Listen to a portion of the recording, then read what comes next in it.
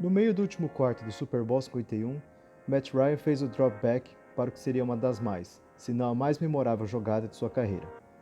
Você lembra o que estava em jogo? Ele estava tentando fazer com que os Falcons barrassem a reação de um time dos Patriots que minutos atrás estava perdendo por 28-3. Até aquele ponto, Matt Ryan era visto como um dos bons QBs da liga, com ótimos números, mas inconsistente em playoffs. E ele tinha feito tanto pelos Falcons, ajudando a ressuscitar uma franquia que ficou em frangalhos depois de uma das maiores estrelas de sua história, o quarterback Michael Vick, cair em desgraça depois de se envolver num escândalo com rinhas de cachorros. Mesmo assim, a narrativa em cima dele sempre foi muito mais sobre o que ele não conseguia fazer. Por um tempo, foi sobre não conseguir vencer em playoffs. Depois, sobre não conseguir levar seu time ao Super Bowl. O pior disso tudo é que ele se importava.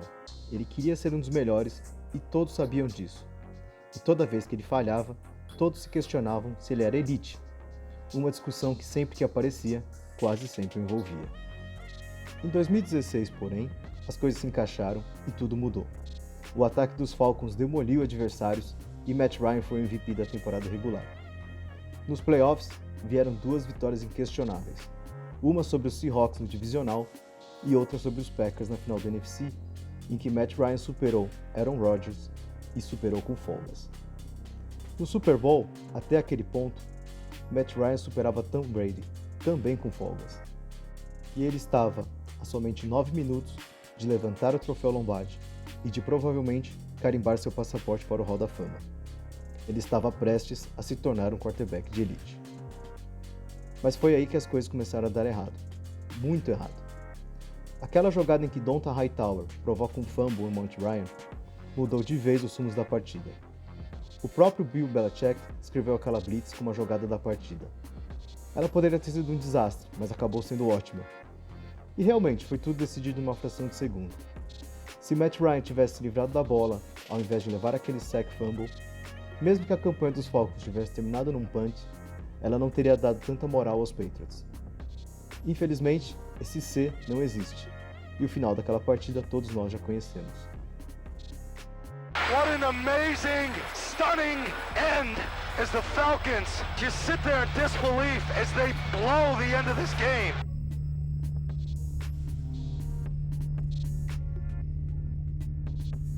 Recentemente, Matt Ryan foi anunciado como o mais novo comentarista da rede de TV americana CBS. Nesse anúncio, ele ressaltou que não está se aposentando do futebol americano profissional. É o anúncio de aposentadoria não oficial mais oficial que já vi. E ele provavelmente fez isso porque ainda tem 12 milhões de dólares a receber dos Colts, valor que o time de Indianápolis não precisaria pagar se ele declarasse sua aposentadoria. É até estranho sentir pena dele, afinal ele teve uma grande carreira. Além da fortuna que fez jogando na NFL, seus números são excelentes. Até 2022 ele nunca precisou brigar por posição, ele foi MVP, All-Pro, Pro Bowl 4 vezes, é o segundo quarterback a mais rapidamente chegar a 60 mil jardas e é top 10 na história em touchdowns e jardas lançadas. E o que causa esse sentimento de pena nem é o fato dele nunca ter vencido o Super Bowl. Outros grandes como Dan Marino e Jim Kelly também não conseguiram vencer um título, mas nenhum deles ficou com a fama que Matt Ryan ficou. E ele ganhou uma fama, um legado que é bem incômodo, que é a fama de perdedor. E ele não era visto como um perdedor heróico, como o Matthew Stafford, por exemplo, que quando jogava nos Lions, mesmo que lançasse 1 milhão de jardas, os times horríveis que os Lions montavam sempre puxavam para baixo, e ele saía derrotado. Não, Matt Ryan não era visto assim. Ele não só ganhou a fama de perder jogos, mas de perder jogos de forma espetacular. E olhando para os números, Matt Ryan não foi um quarterback perdedor. Muito pelo contrário, ele tem mais vitórias que Eli Manning, por exemplo. Só que depois do fatídico episódio do 28-3, ele ficou conhecido por perder de formas catastróficas, do tipo que deixa cicatrizes profundas, não só num time, como também em toda uma cidade. Pergunte para um morador de Atlanta se eles tiveram paz depois daquilo. Shock, surprise, and pain. It feels like a nightmare. A city yearning for triumph, now in its first stages of loss. Frustration and tears across the metro area. Sorry. A goal 51 years in the making lost, and fans are let down. We have been battling for the Super Bowl for so long. The Atlanta Falcons beat by the New England Patriots in Super Bowl 51 in overtime. Last-minute disappointment hurts more. Depois daquele Super Bowl, times liderados por ele levaram algumas das viradas mais espetaculares desde então.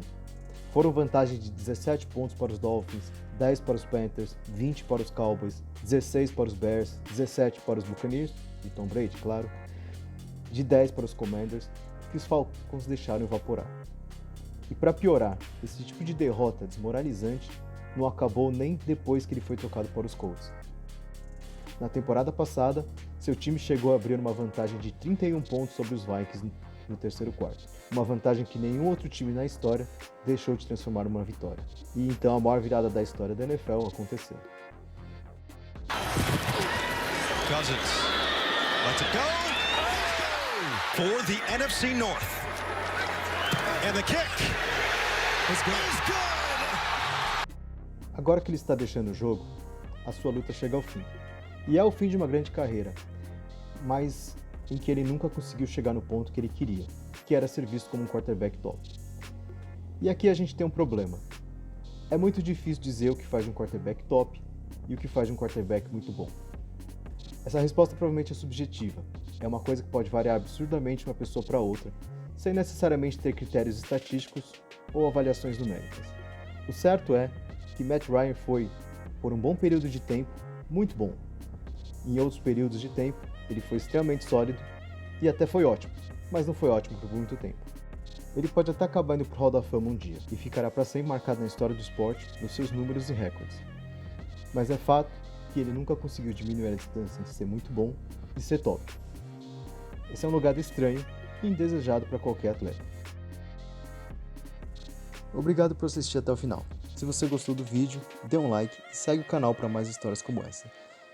E não se esqueça de compartilhar com outros fãs de NFL. Valeu e até a próxima.